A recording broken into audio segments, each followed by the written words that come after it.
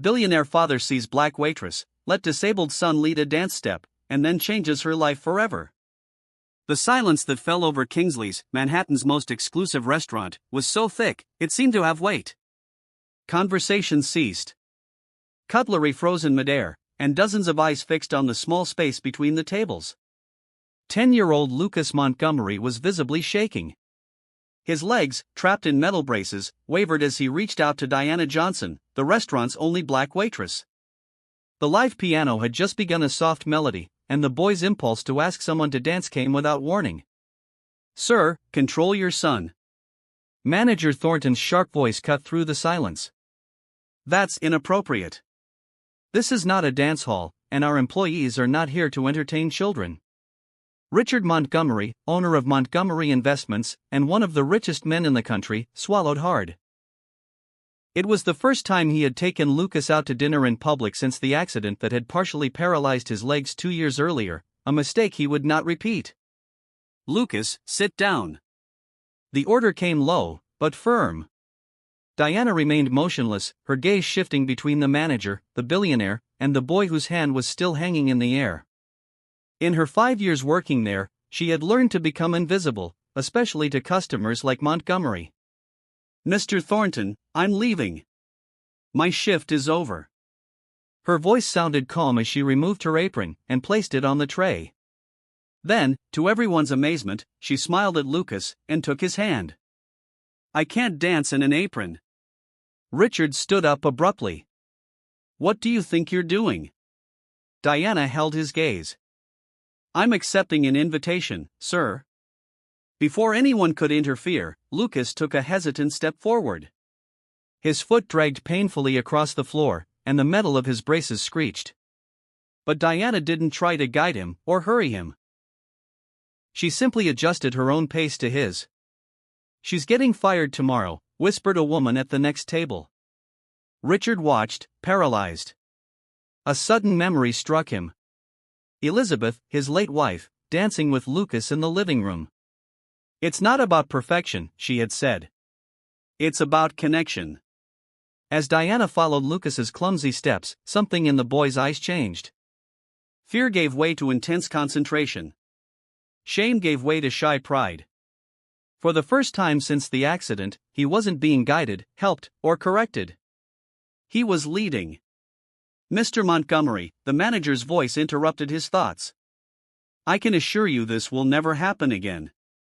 She will be properly disciplined." Richard didn't respond. The entire restaurant seemed to wait for his reaction. After all, a man of his power could end anyone's career with a single word. Employees stopped what they were doing. Other customers watched with morbid curiosity. Lucas's smile, however, was the only sound that echoed in his mind. Diana led the boy back to the table after 3 dance steps. "Thank you for asking me out," she said formally, as if speaking to an adult. "It was an honor." When she turned to leave, Richard stopped her. "Wait." His voice sounded different, almost unrecognizable to himself. "What's your full name?" "Diana Johnson, sir." Richard nodded slowly. "Diana Johnson," he repeated, as if memorizing it. Then he took a card from inside his jacket and held it out to her. "My office. Tomorrow at 10 a.m. The entire restaurant held its breath. Diana accepted the card without showing any emotion, but her hand trembled slightly. "Dad," Lucas called as she walked away. "Why did you do that?" The question hung in the air like an accusation. Richard watched his son, and for a brief moment saw not just the child Elizabeth had left in his care, but a complete human being whose wants and needs he had systematically ignored for 2 years. As dinner proceeded in awkward silence, no one noticed Diana's glance before she left. Not out of fear or resignation, but out of a calm determination that contrasted with the storm brewing in Richard Montgomery's eyes. If this story about dignity and transformation is already touching your heart, don't forget to subscribe to the channel to follow how a simple gesture of respect can spark a silent revolution capable of transforming lives forever. The lobby of Montgomery Tower sparkled with its glass and marble walls, reflecting the morning sunlight. Diana Johnson immediately felt out of place in her best outfit, a navy blue skirt and white blouse bought on sale. The people passing by her wore clothes that probably cost more than her monthly rent. Diana Johnson to see Mr. Montgomery, she said to the receptionist, who examined her with a clinical gaze before making a call. 18th floor, Miss Winters will see you. In the elevator, Diana took a deep breath, clutching her worn purse to her chest. It wasn't fear she felt. It was a quiet determination that came from having faced worse, much worse. Miss Winters was a woman in her 40s with a sharp gaze and impeccable posture. Mr. Montgomery is in a conference call. Please follow me. As she walked through the mirrored hallways, Diana felt the curious stares of the employees. A black woman being escorted through the executive offices was a rare enough occurrence to cause speculation. He had you fired, didn't he? Winters asked suddenly when they were alone in a waiting room. It happens. Powerful clients call, and people like you lose their jobs. People like me. You know what I mean? Winters adjusted her glasses. Employees who don't know their place. Diana smiled, not amused. And where exactly would that be? Before Winters could answer, her phone rang. He'll see you now. Richard Montgomery's office took up half the floor. Through the floor-to-ceiling windows, Manhattan looked like a distant playground. The man stood, gazing out at the city, as if it were his personal property. Mr. Montgomery, Diana greeted him formally. Richard turned, his face a mask of studied control. Miss Johnson, thank you for coming. He pointed to a chair. Please. The silence that followed was calculated, a tactic Diana recognized immediately. It was the kind of silence designed to make nervous people talk too much, incriminate themselves. Do you have a background? Richard finally asked. Excuse me? Education, college. Diana kept her gaze steady. Bachelor's degree in child development from NYU. Incomplete master's degree in special education. Something flashed across Richard's face. Surprise, perhaps. And you work as a waitress. I work 3 jobs, actually. The restaurant, a bookstore on weekends, and as a tutor when I can get students. Richard moved to his desk, picking up a folder. I did some research on you, Miss Johnson. I wanted to understand who the person was who, he hesitated, danced with my son. He opened the folder, revealing printed photos of a community center. Freedom Steps. You founded that 6 years ago. Diana sat up straighter in her chair. I co-founded it with my sister Zoe. A dance program for children with physical disabilities. Richard leafed through some documents. Which is now about to close due to lack of funding. Diana showed no surprise. Of course, he would find all that out in less than 24 hours. I didn't come here to ask you for money, Mr. Montgomery. Then why did you come? Because you invited me. Richard laughed softly, a joyless sound. Fair enough. He stood up again, restless. I want you to work for me. Diana blinked, genuinely taken aback. As a waitress in your house? Richard's face hardened. As a therapeutic companion for Lucas. His son's name seemed difficult for him to say. Diana noticed how his eyes momentarily drifted to a photo on the table. A smiling woman holding a baby. I have the best specialists in the country, Richard continued. Physical therapists, neurologists, psychologists. But what you did yesterday, he paused, as if the words betrayed him. It was just a dance, Mr. Montgomery. It was the first time I've seen him smile since the accident. The admission was painful. I don't want a dancer for my son. I want someone who can do what you did. Follow, not lead. Diana studied the man in front of her. Beneath the facade of power and control, she saw what others might not. A desperate, lost father. I can pay you 5 times what you're making now. Diana stood up. No. Richard looked shocked, like someone unaccustomed to hearing that word. I don't work for people who see only my color or my social class before they see my competence, she explained calmly. And I definitely don't work for people who try to buy solutions to emotional problems. Richard's face flushed. You're turning down an offer that would solve your financial problems out of pride? Out of dignity, Diana corrected. And because your son deserves more than someone hired to pretend to care. She walked to the door, then paused. Lucas doesn't need more experts. He needs space to lead his own life. You don't know my son. No, Diana agreed. But I know people like him. People whose physical limitations are nothing compared to the invisible cages we build around them. She took a card from her purse and placed it on the table. Freedom Steps classes on Tuesdays and Thursdays, 4 p.m. If you'd like to bring Lucas, the first class is free. As Diana left, she passed Winters, who had obviously been listening behind the door. You just turned down an offer from Richard Montgomery, she whispered incredulously. Are you crazy? Diana smiled. Maybe, but I'd rather be crazy than be property. The following Wednesday, Diana was at the reception desk of the community center when Zoe, her sister and co-founder of the project, came running up. There's a Bentley parked outside, she whispered, nervously adjusting her hijab. And you won't believe who's inside. Through the window, Diana saw the luxurious car. Lucas was in the back seat, looking anxiously out the window. Richard remained in the driver's seat, his hands still on the steering wheel, as if fighting an internal battle. He's not coming in, Zoe predicted. Men like him don't come to places like this.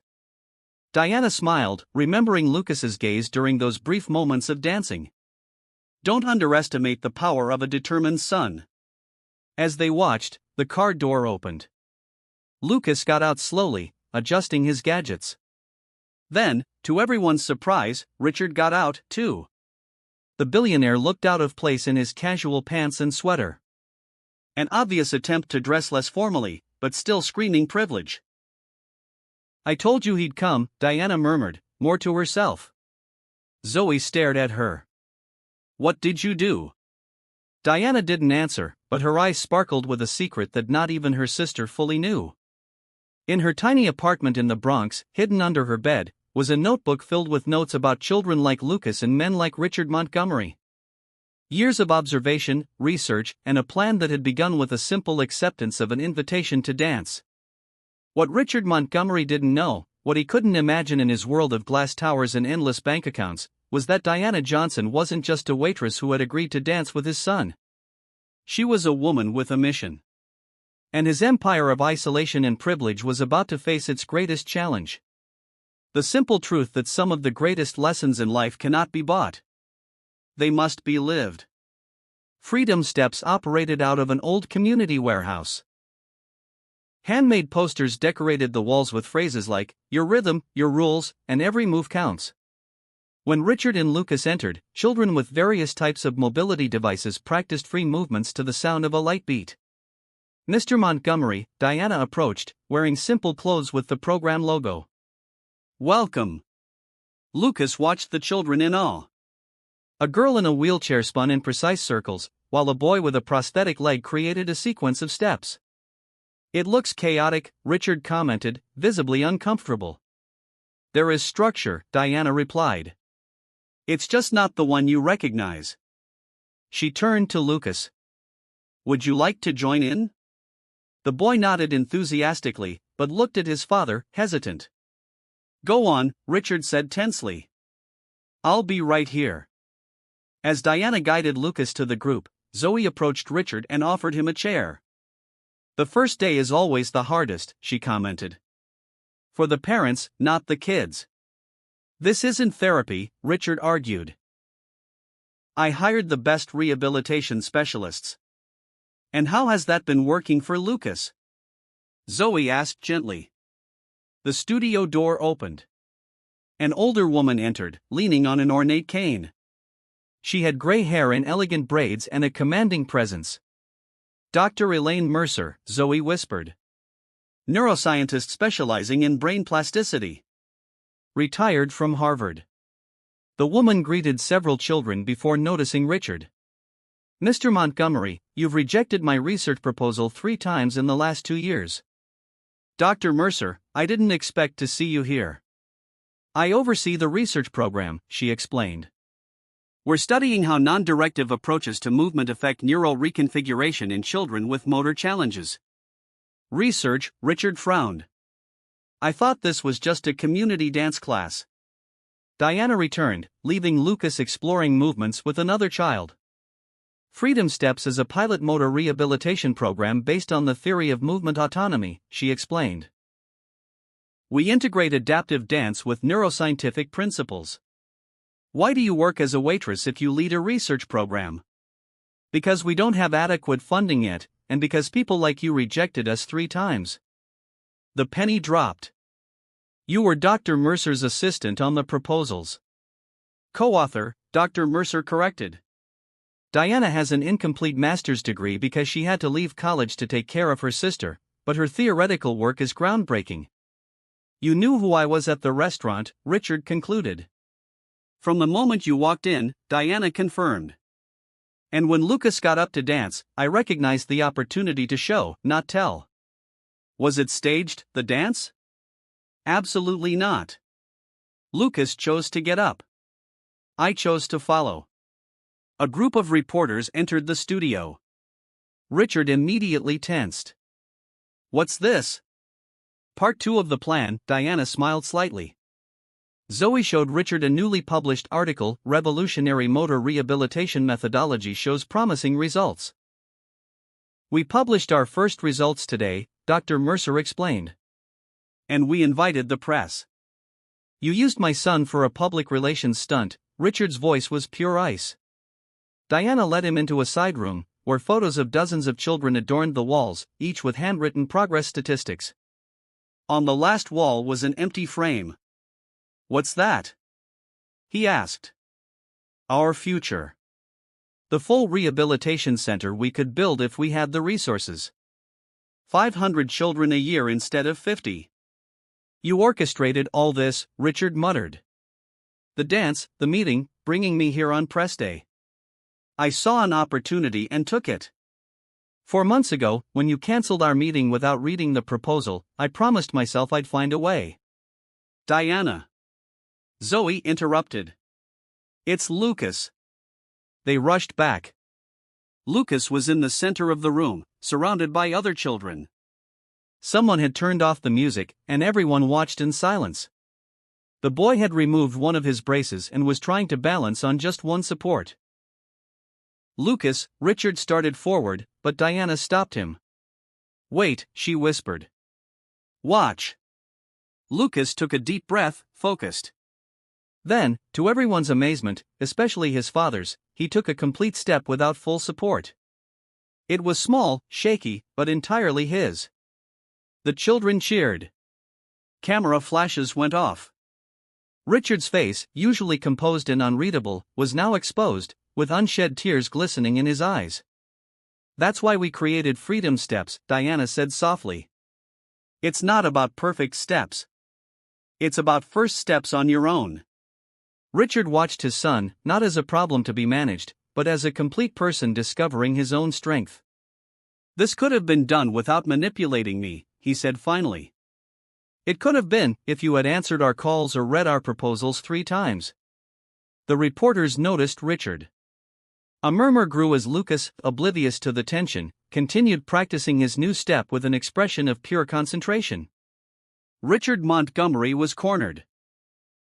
Before him lay 2 options: withdraw in anger, confirming to the press his reputation as cold and calculating, or embrace the moment his son had created.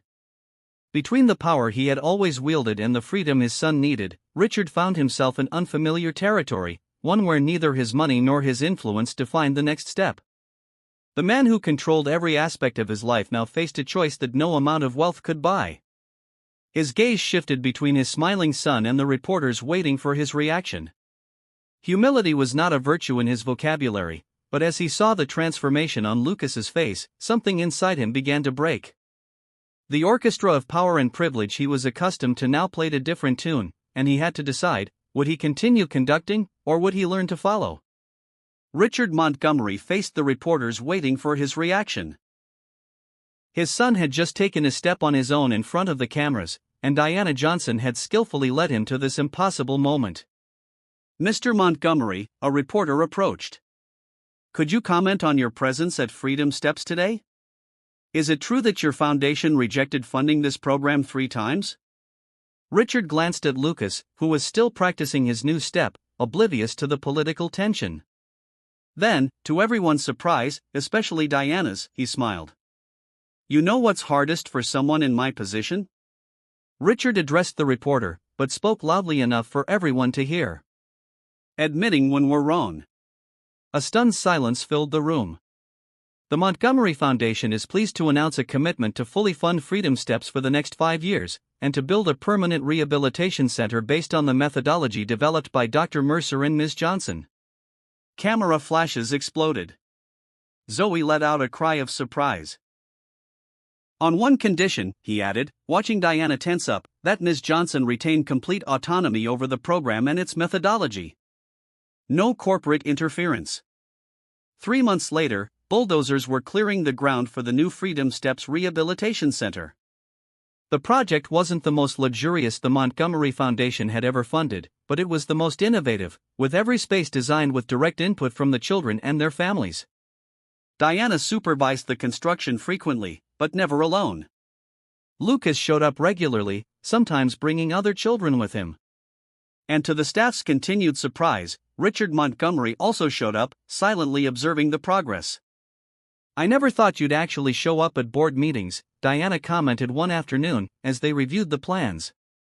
I never thought I'd have to study neuroplasticity at 50, Richard replied, rubbing his tired eyes. In front of him was a scientific article marked with post-it notes. But here we are. Diana looked at the man curiously. Is this part of your public penance, or do you really care? Lucas asked to have his second brace removed last week. I know. He told me. His previous physical therapist said that would be impossible for at least 2 years. Diana smiled. But you fired her, remember? Because you told me she was wrong. And she was. Diana pointed to a photo of Lucas balancing with only one crutch. He's progressing faster than any traditional medical prediction. Why did you never accept my apology? Richard asked suddenly. Because you never apologized. You redirected resources, changed policies, funded our program. That's not an apology, it's compensation. Richard nodded slowly. Fair again. At the opening ceremony 6 months later, the contrast with that night in the restaurant couldn't have been greater. The huge adaptive space was filled with children with various types of mobility devices, all moving freely. In the center of the main hall, Lucas, now wearing only a lightweight brace on his left leg, led a small choreographed routine with 3 other children. His movements were still limited, but they flowed with a confidence no doctor had predicted. Richard watched from a distance, not interfering. He doesn't need you to hold him anymore, Diana said, approaching quietly. No, Richard agreed. But he still needs me to be around. Crucial difference. Richard turned to face her. Thank you, he said simply. For what exactly? For teaching me to follow. A reporter approached. Mr. Montgomery, how does it feel to see your son's progress? Richard looked at Lucas, who was now helping a younger girl find her balance. Proud, not of what he's overcome, but of what he's created for others. And what's been the biggest lesson you've learned on this journey? Richard Montgomery, the man who had once been known only for his financial empire, looked directly into the camera. That true leaders aren't those who guide others down the path they believe is right, but those who have the courage to follow when someone shows them a better way. A year later, the Freedom Steps program expanded to 3 new cities. Diana received the Pediatric Rehabilitation Innovation Award, and her methodology began to be implemented in hospitals across the country. Lucas, now using only a light cane on difficult days, enrolled in regular school and became a youth spokesperson for the program, inspiring other children to find their own pace. And Richard learned the hardest and most valuable lesson of all, that true power does not lie in controlling every move, but in knowing when it is time to take a step back and let others lead the way. In a world where powerful people rarely change their perspectives, and where those without power often remain in the shadows, the story of Richard, Diana, and Lucas reminds us that true transformation occurs when we cross the invisible boundaries that separate us. When a billionaire learns from a waitress, when a father follows in his son's footsteps. If this story about how a simple gesture of dignity changed lives forever touched your heart, be sure to subscribe to our channel, because we believe that the most profound revolutions don't start with grand manifestos or billion-dollar fortunes. They start when someone has the courage to take an authentic first step, and someone else has the wisdom to follow.